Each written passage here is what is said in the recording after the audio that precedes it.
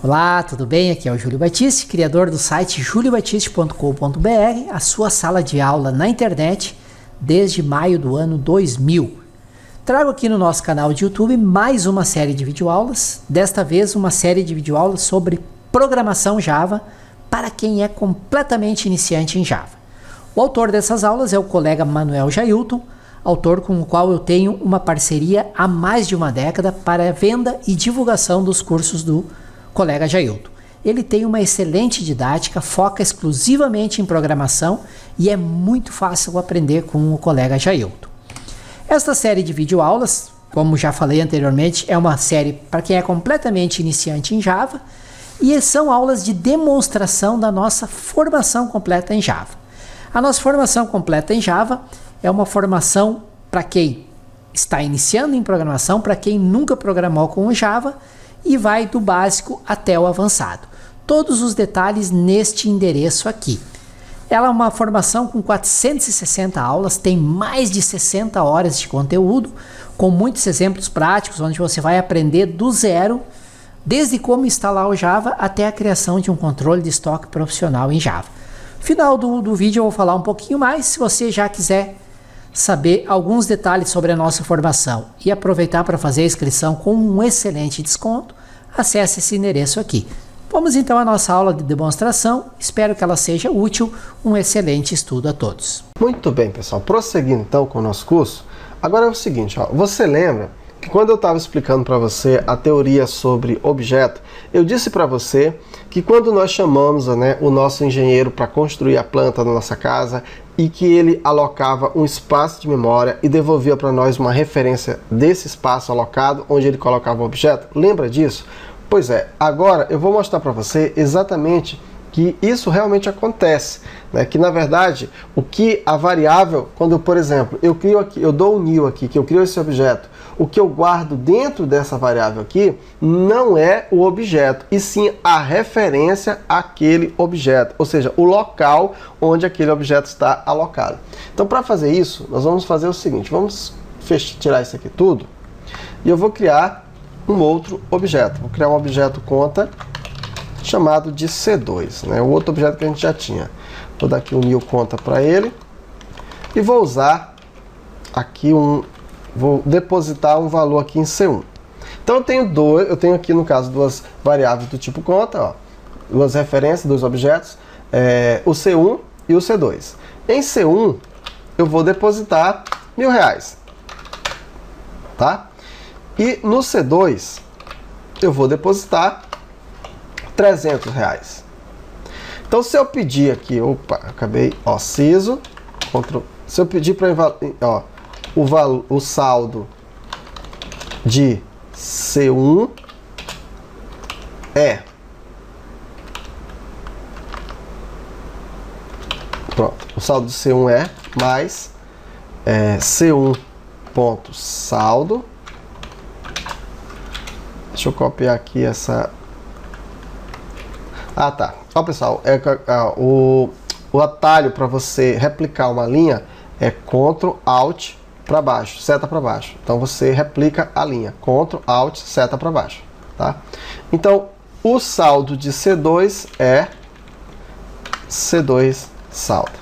Quando eu executar aqui, na hora que vai dar, o C1 é 1.000 e o C2 é 300. Isso aí até então nenhuma novidade, correto?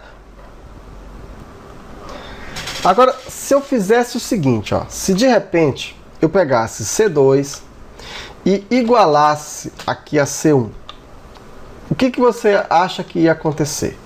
Qual seria o valor de C1 e qual seria o valor de C2? Os dois são iguais. O que acontece aqui é o seguinte, nesse momento, veja que em C2 eu depositei 300, correto? Mas nessa linha de código aqui, eu disse que o C2 aponta para C1.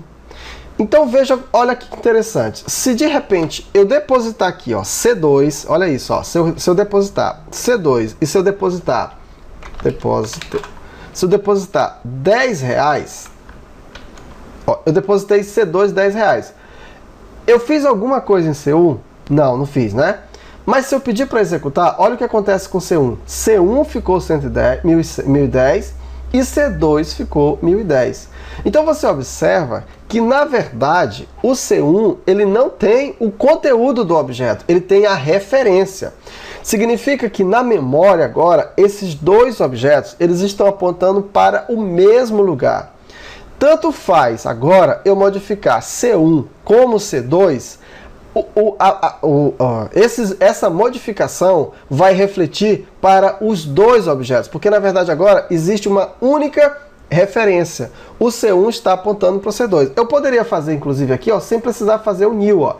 Se ao invés daqui, ó, bem aqui mesmo, antes de depositar aqui, ó, se eu colocasse aqui C2 igual a C1, ó, eu estou criando um objeto C2, tá vendo? Eu estou criando um objeto C2 igual a C1. Na hora que eu crio essa variável aqui, C2, e eu estou dizendo que C2 recebe C1, na verdade eu estou dizendo que C2 recebe a referência do objeto. E o resultado vai ser o mesmo, tá? O objeto vai ser o mesmo. Como aqui em C2 eu modifiquei o valor para 300, veja, modifica o C1. Tudo que eu fizer em C1 agora e fizer em C2, vai ter reflexo nos dois, porque agora os dois objetos apontam para o mesmo lugar. Deu para você entender? Então, por isso que você tem que ter cuidado disso aí. Você não copia o valor, ó, você não está copiando o valor. Se você estivesse copiando o valor, quando você modificasse aqui, ó, se eu modificar, por exemplo, aqui, ó, C1, ó, por exemplo, ó, C1 eu vou colocar 110, por exemplo.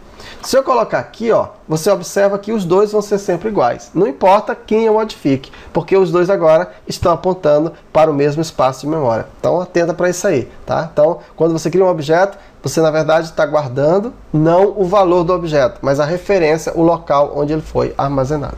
Beleza? Na próxima aula a gente continua. Bem, pessoal, eu quero explicar para você realmente bem passo a passo para você compreender. Eu vou falar agora sobre valores padrões, tá? Observa aqui uma coisa. Eu vou tirar isso aqui, tá?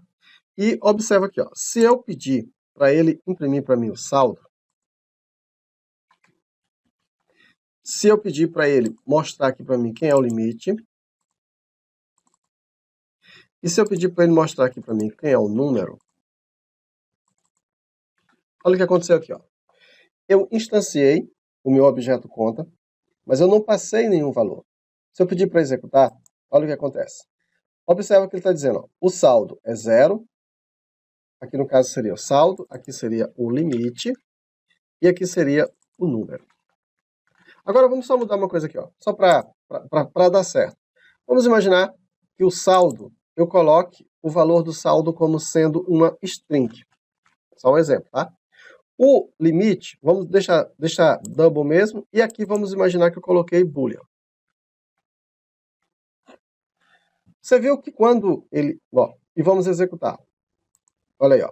Então, observa. O saldo, ele retorna como valor padrão um null. Por que ele retorna um valor com null? Porque o string é conhecido como uma classe. Então, como ele é uma referência... Ó, aqui, ó, a classe ó, representa uma classe.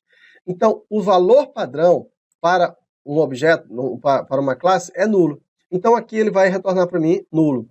O double, o valor padrão dele é o 0. E o boolean, o valor padrão dele é falso. E o que eu quero dizer com isso? Que se você quiser, você pode inicializar, tá, um atributo com algum valor. Por exemplo, eu poderia colocar aqui, ó, inicializar aqui, por exemplo, o... Aqui teve uma... Espera aí rapidinho que teve um problema aqui no teclado. Deixa eu só ajeitar aqui. Ó. Então aqui, ó, eu posso colocar aqui, ó, Jailton. Eu posso colocar o limite, por exemplo, de 1000, e eu posso colocar o aqui como true. Veja que eu não modifiquei nada aqui na instância, eu só instanciei o objeto e estou pegando os valores. Se eu executar agora, olha o que ele mostrou aqui para mim, ó, o saldo Jailton, limite 1000 e true. Entendido? Agora, se eu vier aqui e, por exemplo, modificar, né, o limite, que está como aqui, ó, só está como aqui o limite, é o... Vamos colocar aqui saldo, na verdade é o saldo que está como Jailton, tá? Colocar aqui, por exemplo, mudei. E eu pedi para executar. mudei. Isso aqui é só para você entender, tá? Um pouquinho para você entender os conceitos, tá ok? É claro que vamos voltar então aqui ao que era, Ctrl Z aqui, deixar como que estava, valores padrões. Esses conceitos aqui fazem diferenças na frente quando a gente for estudar outras coisas, tranquilo? Então esse é só para você conhecer os valores padrões dos atributos. De acordo com o tipo de dado, ele já retorna para nós valores padrões. Então, até mais. Que bom que você acompanhou a nossa videoaula de demonstração até o final. Lembrando que esta série de videoaulas são sobre programação Java SE para quem é completamente iniciante em Java, para quem nunca programou em Java. Estas aulas de demonstração, como eu já citei lá na abertura do vídeo da aula, elas fazem parte do nosso curso de Java SE para iniciantes. Ele é um curso 100% online, com certificado, com acesso vitalício e com suporte à dúvida para os exemplos do curso, diretamente com o autor, o colega Manuel Jailton. Ele é o curso de Java mais completo e prático do mercado para quem está iniciando em programação Java. E você pode perguntar, Júlio, mas ainda existe mercado para Java? Muito mercado. A maioria das apps móveis para Android, para iOS, que são os dois sistemas operacionais dominantes, o iOS é o sistema dos iPhone, são feitas usando a linguagem Java. Então sim, ainda existe e ainda por um bom tempo vai existir um grande mercado para quem domina Java. Você pode pesquisar nos sites e classificados de emprego na área de TI, você vai ver que sempre tem vagas e boas vagas com boa remuneração para quem domina a programação Java. A nossa formação tem 460 videoaulas, são mais de 60 horas de conteúdo e ela já está toda gravada, está toda lá dentro do ambiente do curso, pronto para você acessar assim que você fizer a inscrição no curso. Para poder fazer a inscrição com um preço muito especial, muito diferenciado, que é exclusivo de quem assiste os nossos vídeos aqui pelo YouTube, acesse esse endereço aqui, vai ter lá um preço bem especial, além da possibilidade de você poder parcelar em todos os cartões em até 6 vezes sem juros ou até 12 vezes com juros. Aproveite que é uma oportunidade única, um curso bem completo. E se vocês quiserem me ajudar aqui no canal, não se esqueça de se inscrever no canal e ativar o sininho. Ao ativar o sininho dos avisos, vocês vão ser avisados através do e-mail de vocês sempre que um novo vídeo for publicado aqui no canal. Se tiver uma dúvida, comentário, crítica, sugestão, relato de erro, utilizem por gentileza o campo comentário que fica abaixo do vídeo. Eu recebo muitos comentários, são centenas de comentários, então pode demorar um pouco para eu responder, mas aos poucos eu vou respondendo todos. Eu não deixo nenhum sem resposta, sem um retorno. E me ajude a divulgar esse conteúdo gratuito, esta série de videoaulas sobre programação Java para iniciantes. Como é que vocês podem me ajudar? Compartilhando o endereço do vídeo através das redes sociais de vocês, Facebook, Twitter, YouTube, e-mail, Instagram e assim por diante, tá legal? Mais uma vez, agradeço imensamente por terem assistido o vídeo até o final, espero que ele tenha sido muito útil para vocês e até o nosso próximo vídeo sobre Java, programação Java para iniciantes.